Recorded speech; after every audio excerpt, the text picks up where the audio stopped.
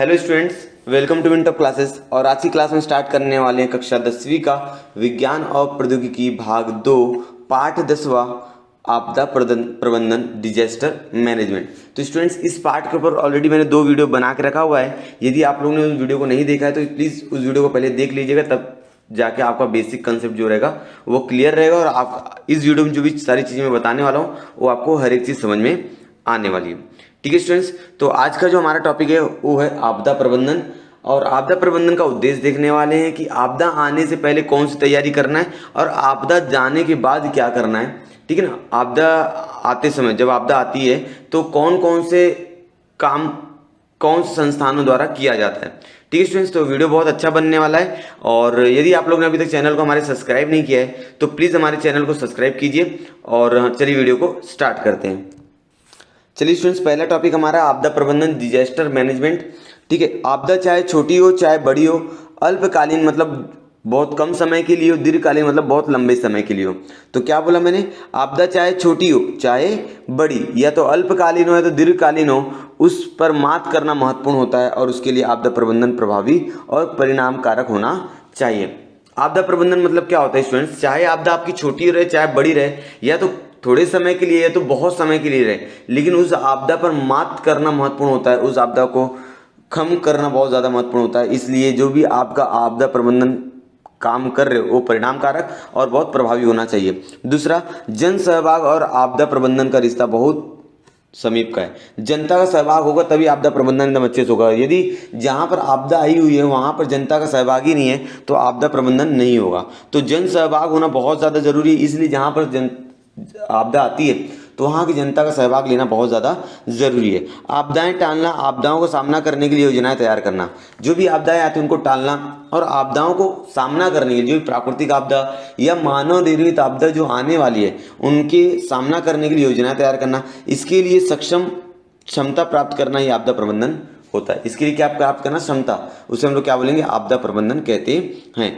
आपदा ये तीव्र प्रक्रिया अर्थात दुर्घटना है। आपदा बहुत जल्दी आती है और बिना बताए आ जाती है। ठीक है, ऐसी आपदा समय हमें क्या करना चाहिए, जब भी आपदा आती है तो इस समय हमें क्या करना चाहिए, स्वयं और संसाधनों तथा प्राणियों का संरक्षण कैसे करें।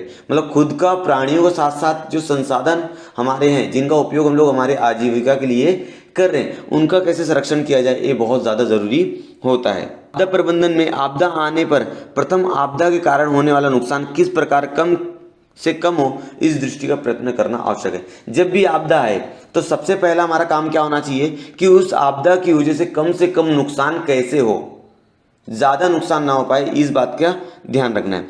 आपदाएं नियोजित नहीं होती है। आपदाएं कभी किसी नियोजन से नहीं आती, कोई फिक्स टाइम पे नहीं आती है। वो योजनाबद्ध तरीके से निवारण किया जा सकता है, लेकिन उसका योजनाबद्ध तरीके से उसका निवारण हम लोग कर सकते हैं। आपदाएं बताकर नहीं आती है, ये आपदाएं का कोई नियोजित नहीं होती कि कब आपदाएं आ जाएंगी, लेकिन आपदाओं का जो निवारण होता है वो योजनाबद्ध तरीके से किया जाता है। आपदा प्रबंधन अर्थात वैज्ञानिक सूक्ष्म निरीक्षण द्वारा, सूचनाओं के पृथक्करण द्वारा आपदाओं का सामना करने की क्षमता प्राप्त करना।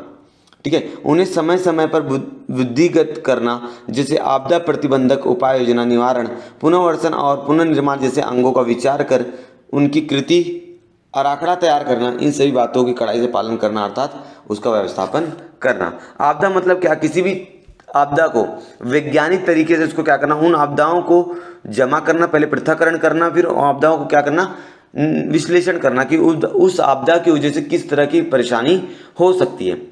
ठीक है, और बाद में उसके लिए क्या बनाना, नियम बनाना, कानून बनाना, और बाद में जो भी आपने आराखड़ा तैयार किया, जो भी नियम तैयार किया है उसका क्या करना, कड़ाई से क्या करना, पालन करना। इन सब बातों का समावेश उसके अंदर होता है।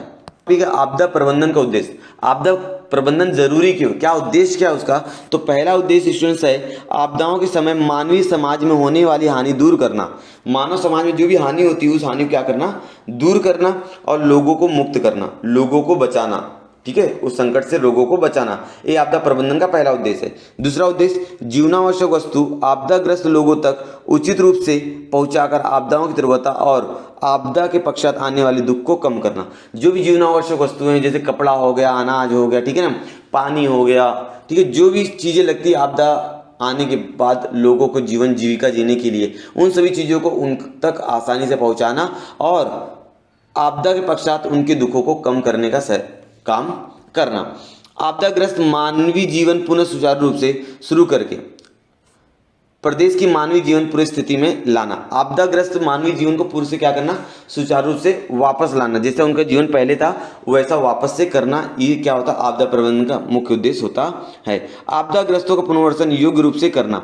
जो आपदाग्रस्त है, जिनके ऊपर आपदा आई है, उनका जो पुनर्वसन का काम है, उनको जो वापस से घर बना के देना या उनका जो भी सेवाएं खराब हो चुकी हैं उनको वापस से करके देना, ये काम सही से करना। आपदाओं के संरक्षणात्मक उपायों का नियोजन करके भविष्य काल में ऐसी आपदाओं के दुष्परिणाम नहीं होंगे। आपदाएं आई तो उसकी तीव्रता कम होगी, इसकी सावधानी बरतना। आपदाओं का संरक्षणात्मक उपाय करना और साथ ही साथ भविष्य काल में ऐसी आपदाओं के दुष्परिणाम जो होंगे ज़्यादा नहीं होंगे, और यदि आपदाएं आई भी तो उसकी तीव्रता क्या रहेगी, बहुत कम रहेगी। इस बात का ध्यान रखा जाता है।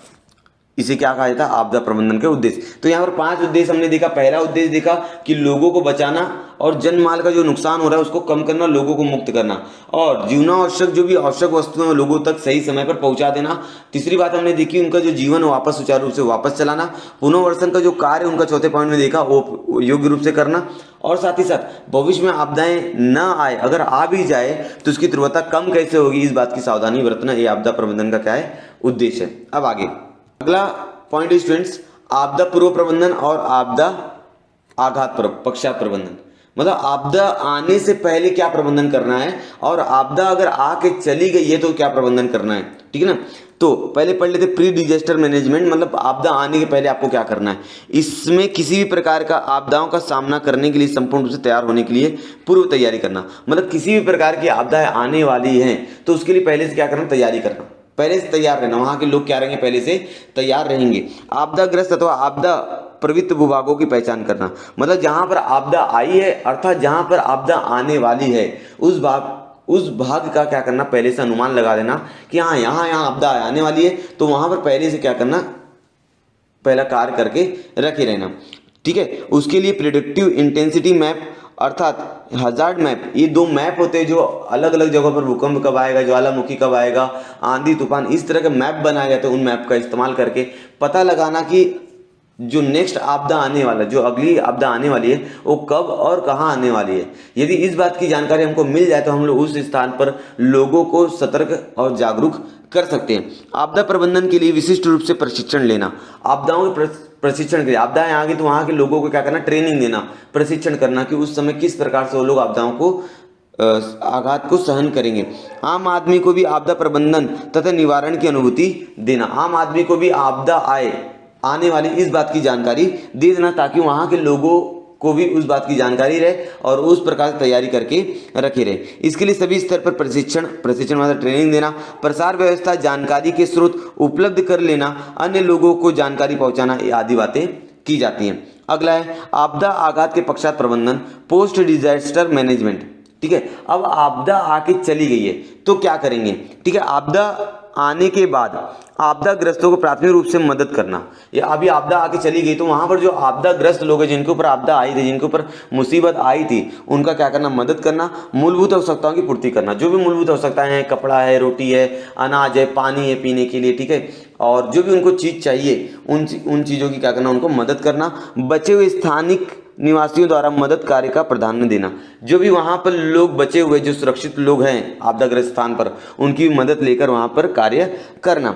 तीसरा पॉइंट है आपदाओं के पश्चात बिल्कुल समय न खोते हुए एक नियंत्रण विभाग का स्थान निर्माण करना।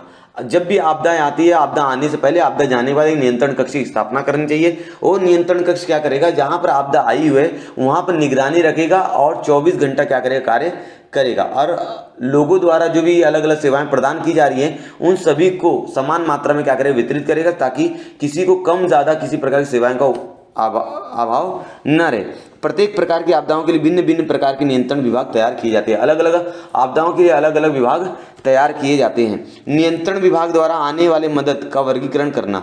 जो भी नियंत्रण विभाग के द्वारा जो भी मदद आता है सरकार की तरफ से, या बड़े बड़े लोग जो होते हैं, अलग अलग संस्था जो होती है, संगठन जो होती है, वो आपदाग्रस्त लोगों के लिए अलग अलग समय पर मदद भेजती है। तो उन मदद को सही तरह से वर्गीकरण करना और जिसको जरूरत है उन तक पहुंचाना का कार्य कौन करेगा, आपदा प्रबंधन जो भी कार्यालय वहां पर बनाया जाएगा वो करेंगे। आपदा निवारण 24 घंटे कार्यक्षम और कार्यरत रहता है। जो आपदा निवारण जो ऑफिस बनाया गया, जो कार्यालय बनाया गया है, वो 24 घंटे और हमेशा क्या करेगा, कार्य करता रहेगा। अब आगे, अब इसमें से यदि आप लोग यहाँ पर देख रहे होंगे तो नीचे की दिए गए आपदाकालीन नियोजन चक्र का निरीक्षण करके भूकंप या आपदा से संबंधित प्रत्येक भाग का स्पष्टीकरण लिखिए।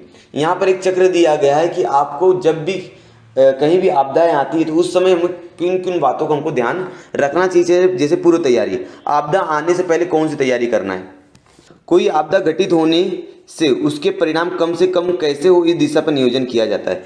आपदा आने से पहले क्या सोचा जाता है कि जो आपदा आने वाली है उसकी वजह से कम परिणाम कैसे हो, इस बात पर ध्यान दिया जाता है। अब आगे, विमोचन, आपदा का लोगों और देश पर कम से कम परिणाम कैसे हो, ऐसी कृति पर विचार किया जाता है। आपदा की वजह से वहां के लोगों पर, साथ ही साथ वहां के जो भी देश है या जो एरिया है या जो जिला है, जो राज्य है, वहां पर कम से कम परिणाम किस प्रकार हो, इस पर ध्यान दिया जाता है। अगला है सुसज्जता, ऐसी योजनाएं बनाई जाती है जिससे सामान्य नागरिक और प्रशासन का प्रतिसाद प्राप्त हो गए।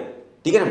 सुसज्जता में क्या होता है, ऐसा नियम या ऐसी योजना तैयार की जाएंगी जिसकी वजह से वहां पर जो सामान्य नागरिक है, ठीक है, वो और वहां का जो प्रशासन है तुरंत क्या करे, प्रतिसाद दे उस आपदा के तरफ। ठीक है। आपदा का आघात, यह घटक आपदा प्रबंधन और आपदा की भिन्न भिन्न तीव्रता की सापेक्षता की जानकारी देता है। आपदा का आघात क्या करेगा, आपदा के समय कहाँ कहाँ क्या हुआ है, अलग अलग तीव्रता, कहाँ पर आपदा कितनी आई, कितनी मात्रा में आई है, इसकी समय समय पर जानकारी देने का कार्य करेगा।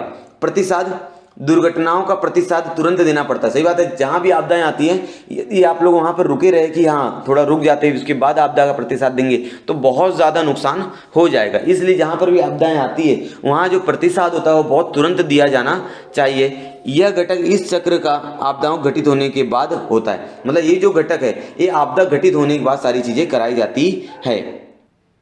पुनरुत्थान, ठीक है, पुनरुत्थापन यह आपातकालीन उपाय योजना और राष्ट्रीय प्रगति इनके मध्य का महत्वपूर्ण साधन है। पुनरुत्थान जो है वो आपातकालीन जो उपाय योजनाएं और राष्ट्र की जो प्रगति इसके अंदर बहुत ज़्यादा भूमिका निभाता है। पुनरुत्थान यह चरण राष्ट्र हित और पुनर्वसन के लिए उपयोग किया जाता है। ये जो स्टेप है ये राष्ट्र हित के लिए कार्य करता है।